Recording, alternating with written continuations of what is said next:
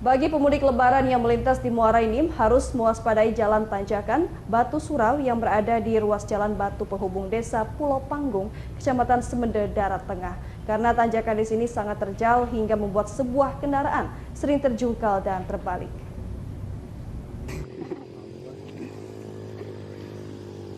Inilah detik-detik ketika sebuah kendaraan mobil L300 yang mengangkut material perbengkelan milik warga desa Pulau Panggung, Kecamatan Semende Barat.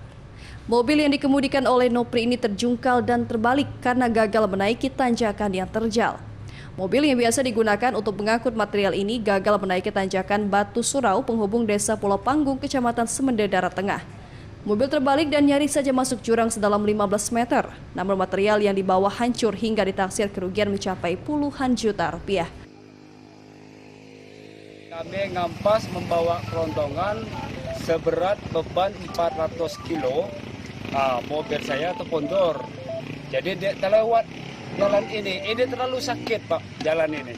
Jadi usul kami tolong diulang lagi jalan ini. Kepada masyarakat Semende khususnya untuk melewati jalan baru ini untuk lebih berhati-hati lagi dikarenakan musim penghujan dan kondisi jalan ini memang sangat curam.